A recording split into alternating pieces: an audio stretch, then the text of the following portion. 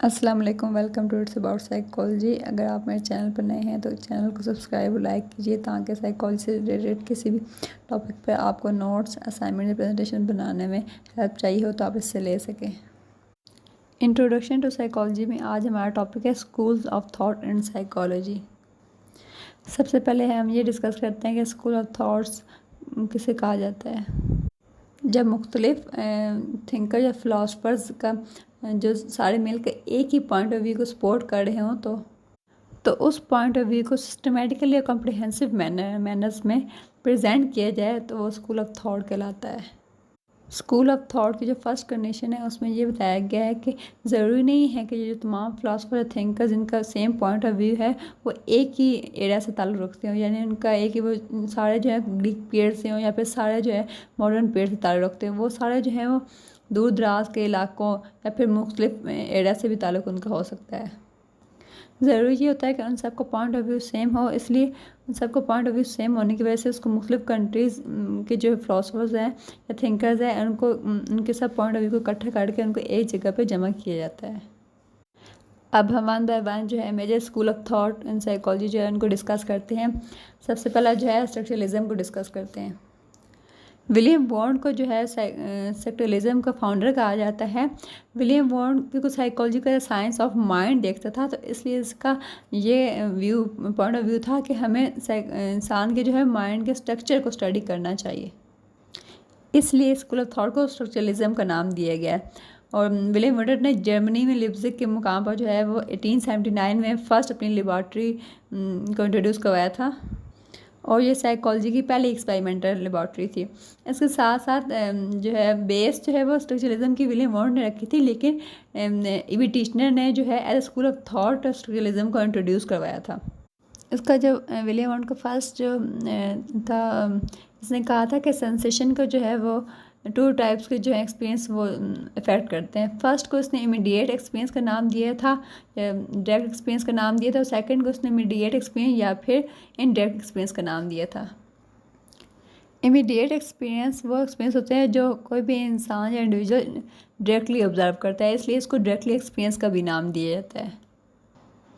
और immediate experience वो तमाम एक्सपीरियंस होते हैं जिनको हम थ्रू ऑब्जर्वेशन या थ्रू इवेंट्स, थ्रू कॉग्निशन के ज़रिए हम जो है इसको हासिल करते हैं, इसलिए इसे इमीडिएट या इनडायरेक्ट एक्सपीरियंस कहा जाता है। नेक्स्ट ऑब्जर्वेशन मेथड है, क्योंकि इन तमाम थिंकर्स और फिलासफर जो को स्ट्रक्चरलिज्म से इनका ताल्लुक है, तो ये सारे जो है इंसान के माइंड के स्ट्रक्चर को स्टडी करना चाहते थे। इसके लिए जो है विलियम वॉर्ड ने ऑब्जर्वेशन मेथड की जो है इंट्रोड्यूस करवाया था, जिसमें इंसान जो है अपने इनर को स्टडी करता है। नेक्स्ट विलियम वॉर्ड ने इमोशंस पे कॉन्सेप्ट दिया था। इसका कहना था कि इंसान में जो है 3 तरह के इमोशंस होते हैं। फर्स्ट को उसने प्लेजेंट या फिर अनप्लेजेंट का नाम दिया, सेकंड टेंशन या फिर रिलैक्स में रहना, थर्ड को उसने एक्साइटेड या फिर ग्लूम का नाम दिया था। नेक्स्ट हम स्ट्रक्चरलिज्म में ईवी टिश्नर की कंट्रीब्यूशन को देखते हैं। ईवी टिश्नर ने जो है साइकोलॉजी को as study of mind and consciousness का नाम दिया था। इसने जो है माइंड को समझने की कोशिश की थी। इसका कहना यह था कि माइंड जो है वो उसका वजूद जो है वो जिस्म है। जिस तरह मैटर जो है बहुत से एलिमेंट से मिलकर बनता है, इसलिए इस तरह से हमारी जो बॉडी है वो भी बहुत से ऑर्गेनिज्म से मिलकर बनती है, और हम सेंसेशन के थ्रू एक्सपीरियंस लेते हैं और उसकी परफॉर्मेंस को जज करते हैं। इसलिए हमें ऑर्गेनिज्म की जो स्ट्रक्चर है उसको स्टडी करना चाहिए ताकि उसके ज़रिए इंसान के माइंड और कॉन्शियसनेस को स्टडी किया जा सके। अब नेक्स्ट ये देखते हैं कि स्ट्रक्चरलिज्म पर क्या क्रिटिसिज्म या तनकीद की गई थी। William James John Dewey angel ने इस पर तनकीद की थी। उनका सबसे पहले ये था कि वॉर्ड और ईवी टिश्नर ने जो है इंडिविजुअल डिफरेंसेस को बिल्कुल इग्नोर कर दिया है, उस पर उसने कोई तवज्जो नहीं दी, क्योंकि हर इंसान जो है वह दूसरे इंसान से डिफरेंट होता है, इसलिए हमें इंडिविजुअल डिफरेंसेस को भी ख्याल रखना चाहिए। नेक्स्ट जो क्रिटिसिज्म है जो वो इंट्रोस्पेक्शन मेथड पे किया गया था। इंट्रोस्पेक्शन मेथड में हम अपने इंटरनल जो है वो उसको बयान करते हैं, तो कोई भी इंसान जो है सब्जेक्टिविटी यानी कि अपने पसंदीदा जो है ख्यालात उनको बयान कर देगा, तो इसमें सब्जेक्टिविटी आ सकती है। एक और क्रिटिसिज्म ये भी था कि अगर ऑब्जर्वेशन मेथड या इंट्रोस्पेक्शन मेथड में तरबियत याफ्ता यानी ट्रेन भी हों तब भी हम उनके जो है ऑब्जर्वेशन पे भरोसा नहीं कर सकते।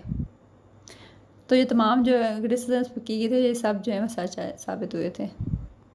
नेक्स्ट हम फंक्शनलिज्म को जो है डिस्क्राइब करेंगे। इस जो पॉइंट ऑफ व्यू में है या फिर इस स्कूल ऑफ थॉट में जो है कॉन्शियसनेस के फंक्शन की स्टडी को ज़्यादा जो इम्पोर्टेंस दी गई थी, इसलिए इसको फंक्शनलिज्म का नाम दिया गया था। विलियम जेम्स को जो है फंक्शनलिज्म का फाउंडर कहा जाता है। इसके अलावा जो है एंजल हार्विकार और हल और जॉन डेवी जो है इसको कोलैबोरेटर थे। विलियम जेम्स ने ऑपरेशनलिज्म का जो कॉन्सेप्ट दिया था, इसका कहना था कि किसी भी फिनोमेना की जो है रियलिटी को मालूम करने के लिए उस पर प्रैक्टिकली एक्सपीरियंस करने चाहिए। इसके अलावा हमें जो है पर्सनली उस पर एक्सपेरिमेंट्स करने और लर्निंग के थ्रू उसके सही या फिर गलत होने का इल्म भी हो सकता है। इसका कहना था कि हमें किसी भी इंफॉर्मेशन को उस वक्त एक्सेप्ट करना चाहिए जब वो प्रैक्टिकली जो है वो सही साबित हो। इसके अलावा इसने स्ट्रीम ऑफ कॉन्शियसनेस का भी कॉन्सेप्ट दिया था।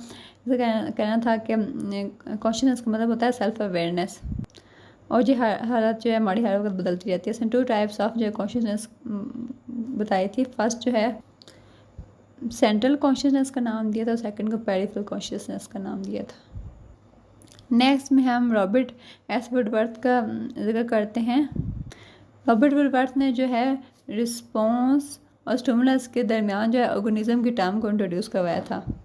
इसका कहना था कि हमारा बिहेवियर जो है वो सिर्फ स्टिमुलस और रिस्पॉन्स से नहीं बल्कि ऑर्गेनिज्म के रिस्पॉन्स से बनता है। नेक्स्ट हम psycho analysis school of thought को स्टडी करते हैं। सिगमंड फ्रॉइड को जो है साइको एनालिसिस का फाउंडर कहा जाता है।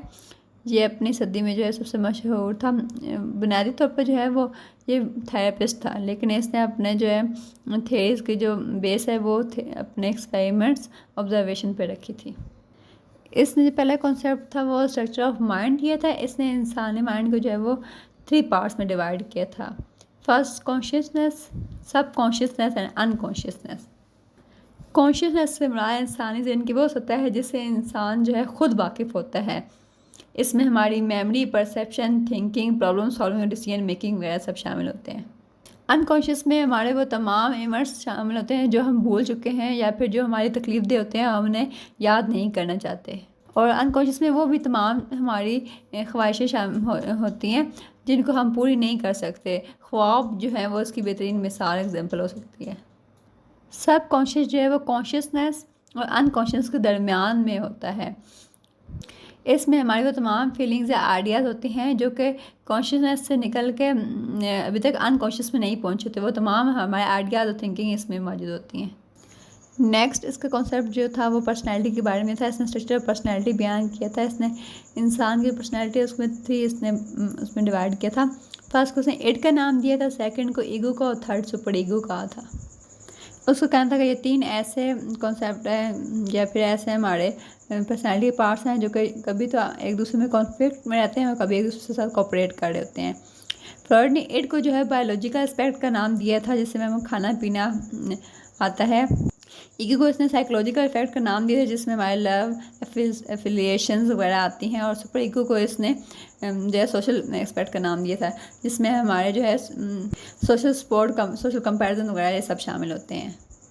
नेक्स्ट जो है इसने डायनामिक ऑफ पर्सनैलिटी का कॉन्सेप्ट दिया था। फ्रॉइड ने इसको जो है लिबिडो का नाम दिया था। इसने लिबिडो को जो है 2 टाइप्स में डिवाइड किया था। फर्स्ट को इसने इरोज का नाम दिया था और सेकंड उसको थैनाटोस का नाम दिया था। इरोज को हम लाइफ इंस्टिंक्ट भी कह सकते हैं। इससे कहना था कि इरोज ऐसे साइकिक एनर्जी है जो कि हर वक्त चेंज होती रहती है, अपनी जो है शक्ल बदलती रहती है। इसका जो मेन पर्पज़ होता है वो सेल्फ प्रोटेक्शन होती है जो हमारी पर्सनैलिटी को जो है बिल्ड करने के लिए बहुत ज़्यादा ज़रूरी है। इंडिविजुअली तौर पर हमारे माइंड में या पर्सनैलिटी में बनने वाला हर ख्याल, हमारा हर कॉन्सेप्ट जो है वो इसी की वजह से होता है। सेकंड जैसे साइकिक एनर्जी बयान की थी वो थैनाटोस थी। उसका कहना था कि अगर ये लाइफ इंस्टिंक्ट यानी कि उसको उल्टा डेथ इंस्टिंक्ट इसका उसने नाम दिया था। जब इंसान के अंदर इस एनर्जी की जो है वो ज़्यादा हो जाती है तो उसमें जो शामिल होता है वो सबसे पहले मर्डर, सुसाइड अटैम्प्ट होती है, रेशनल डिस्क्रिमिनेशन, किसी की जो है वो एबजॉय वगैरह, प्रेजुडिस, ये सब जो है इसमें शामिल होते हैं। नेक्स्ट उसने डिफेंस मैकेनिज्म ऑफ ईगो का कॉन्सेप्ट दिया था। फ्रॉइड ने जो है अपने थेरीज में सबसे ज़्यादा जो है एंजाइटी को डिस्कस किया था। उसने कहा था कि एंजाइटी को दूर करने के लिए हमें ईगो के डिफेंस मैकेनिज्म यूज़ करने चाहिए जो कि प्रोजेक्शन, डिनाइल, आइडेंटिफिकेशन है। इंशाल्लाह जब हम फ्रॉइड की थेरी को सेपरेट डिस्कस करेंगे तो उसमें हम इन सब को भी डिटेल से पढ़ेंगे। साइको एनालिसिस को फर्स्ट फोर्स ऑफ साइकोलॉजी भी कहा जाता है। नेक्स्ट हम बिहेवियरिज्म या किरदारियत को डिस्कस करते हैं। उसको जो है सेकंड फोर्स ऑफ साइकोलॉजी कहा जाता है। जेबी वाटसन जो है वो उसका फाउंडर है। जेबी वाटसन ने साइकोलॉजी को एज साइंस ऑफ बिहेवियर का नाम दिया था। उसका ये कहना था कि अगर हम साइकोलॉजी को साइंस बनाना चाहते हैं तो इसमें हमें कॉन्शियसनेस और माइंड के जो है टर्म को ख़त्म कर देना चाहिए। उसका कहना था कि साइकोलॉजी सिर्फ एक्सटर्नल जो है बिहेवियर्स को स्टडी करने का नाम है।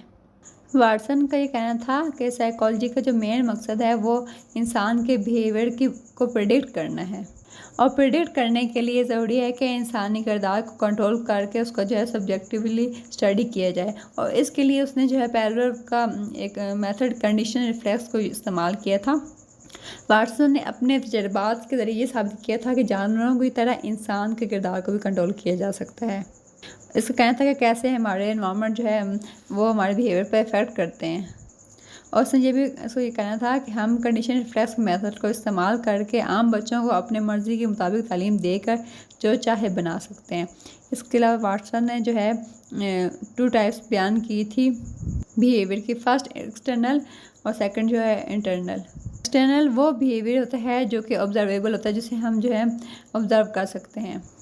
इंटरनल बिहेवियर में जो है हमारा कॉन्ट्रैक्शन ऑफ मसल आ जाता है, इंक्रीज़ इन पल्स रेट आ जाता है, ब्लड रेट में जो है इंक्रीज वो आ सकता है, डाइजेशन सिस्टम, ये सब जो है हमारा है इंटरनल, इसको बिहेवियर का नाम दिया गया है।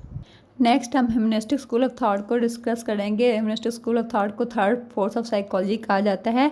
इब्राहम मैस्लो जो है वो उसका फाउंडर है।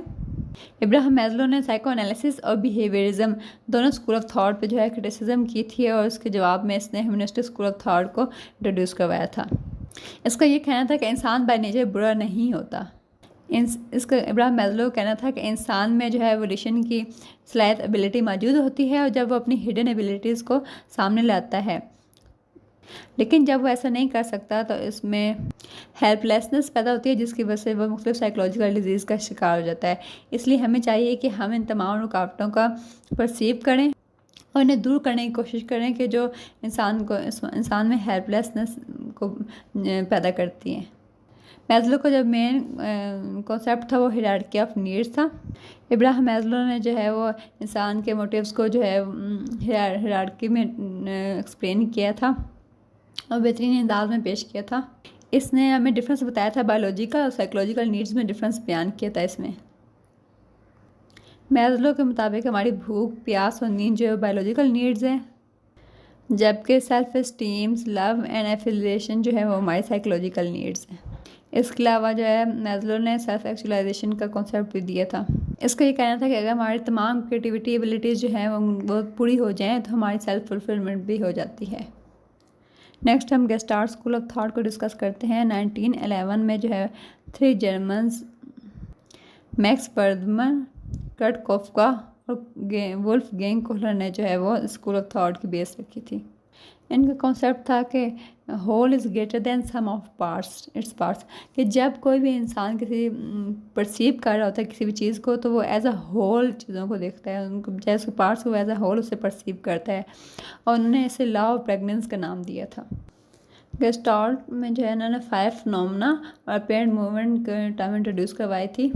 इन्होंने एक्सपेरिमेंट से ये साबित किया था कि अगर एक्सटर्नल फैक्टर को थोड़े थोड़े वक्फे से पेश किए जाएं तो वो एक तसलसल के तौर पर इंसान को देख रहा होता है कि वो लगातार पेश हो रहे हैं। फॉर एग्जांपल, अगर एक ख़ास तरतीब से जलने बुझने वाली रोशनियों को जो है हम एक यूनिट के तौर पर देखते हैं, और इस अमल को उन्होंने जो है 5 फिनोमेना का नाम दिया था, यानी कि रोशनी अपनी जगह पर जो है साकित होने के बावजूद भी हमें जो है हरकत में नज़र आ रही होती हैं। और 5 फिनोमेना का जो ताल्लुक है वो हमारे माइंड की कारकर्दगी से है। नेक्स्ट जो है कोग्निटिव स्कूल ऑफ थॉट है। कोग्निशन का मतलब होता है जानना। कोग्निटिव स्कूल ऑफ थॉट में इंसानी मालूमात के अमल का मुताल किया जाता है कि हम मालूमात कैसे हासिल करते हैं, इन्हें महफूज कैसे रखते हैं और इन्हें इस्तेमाल कैसे करते हैं। ये तमाम जो है हमारा कोग्निटिव प्रोसेस होता है। जीन पियाजे को जो है फाउंडर ऑफ कोग्निटिव साइकोलॉजी कहा जाता है। जीन पियाजे ने जो है बच्चों के कोग्निशन पे अमल किया था, और इसने problem solving, memory, perception, attention, intelligence और इन सब के बारे में अपने कॉन्सेप्ट दिए थे। हमारा लास्ट जो है वो इलेक्ट्रिक स्कूल ऑफ थॉट है। इलेक्ट्रिक का मतलब होता है कि चूज़ करना। हमने इतने सारे स्कूल ऑफ थॉट पढ़े हैं, तो इन सब स्कूल ऑफ थॉट में किसी एक स्कूल ऑफ थॉट को अपनी पसंद के मुताबिक, जो आपको, जिसकी आपकी अंडरस्टैंडिंग अच्छी से है, उन सब में से किसी एक को सिलेक्ट करना। क्योंकि इतने ज़्यादा स्कूल ऑफ थॉट हैं, तो किसी भी दौर में जो है वो किसी एक की जो है वो हम उसको फॉलो नहीं कर सकते। तो किसी भी एक स्कूल ऑफ थॉट को सेलेक्ट करके फिर जो है अपने क्लाइंट को स्कूल ऑफ थॉट के मुताबिक, क्योंकि हर स्कूल ऑफ थॉट ने जो है अपनी थेरेपीज़ भी दी हैं, तो उसके मुताबिक अपने क्लाइंट को डील करना होता है। क्योंकि जब हम प्रैक्टिकली वर्क करते हैं तो हमारे पास कोई भी क्लाइंट आता है तो हम ये देखते हैं कि उस क्लाइंट से प्रॉब्लम्स क्या हैं, और फिर उस प्रॉब्लम्स को देखते हुए हम स्कूल ऑफ थॉट को जो है वो चूज़ करते हैं, और चूज़ करने के बाद उसके मुताबिक उसको थेरेपीज़ वगैरह करते हैं। इसको जो है इलेक्ट्रिक स्कूल ऑफ थॉट का नाम दिया गया है। अल्लाह हाफिज़।